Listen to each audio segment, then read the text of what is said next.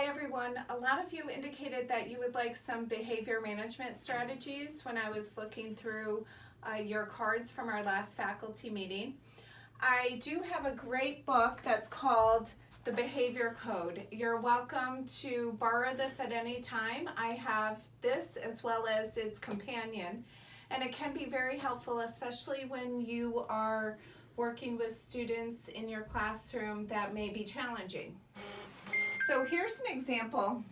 If you're working with a non-compliant student, a student that is maybe refusing to follow your direction or might even scream or swear at you when you ask them to do something. That is actually their way of communicating by not answering you or saying, I'm not going to do that.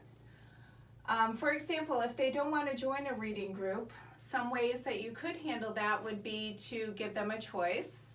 Perhaps a seating choice, a choice of where they want to go in the classroom. It's always good to listen and validate their feelings. I see that you aren't ready. I see that you're upset right now. It's also very important that you stay calm and your voice stays low as well. Also, it's always good to have another adult come in and try, and then you step away from the situation and remove yourself from that situation. That's especially important if you feel your own level of frustration reaching the top. Always use natural consequences. For example, if you tell a student to put their jacket on before lunch and they simply refuse to do that and ignore you, you know what, when they go outside, they'll be cold, and that is a way that they will learn themselves that, oh yeah, you know what, I should have put that jacket on. Some students are motivated by items and gadgets and things. A good way to break that down in the classroom would be to find out what they're interested in. Give them an opportunity to have that time. Say they like computer. Okay, a couple times a day, no matter what their behavior is, give them some computer time and make it all about them.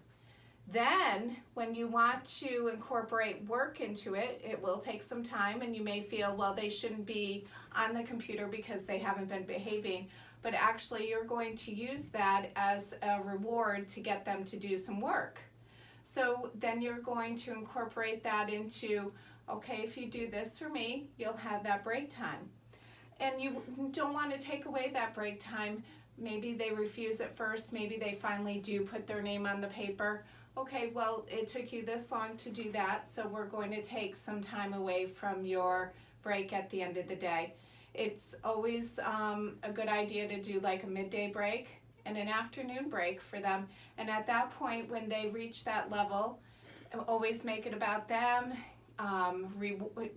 Make everything just like, oh my gosh, you did such a great job. Use a ton of praise and really act like they're the only one right there with you. Oftentimes you will need the help of an aide, and the aide to be also understanding as this is something we're working towards and this is something we're doing together. And it can be a rough start, but eventually if you're consistent with it, you could see a change in your classroom. If a student starts arguing with them, say, you are arguing with me. I need you to be flexible. And always praise, if especially you want to invest in the relationship. You want to build that relationship with that student, so take the time. I have a really great article that I'm going to attach to this video. I hope this helps you. And if you're interested in utilizing this in your classroom and you want me to help break it down for you, I definitely would do that. Just reach out to me and let me know. We can set down an actual plan for a student. So I hope this helps, and thank you and have a great day.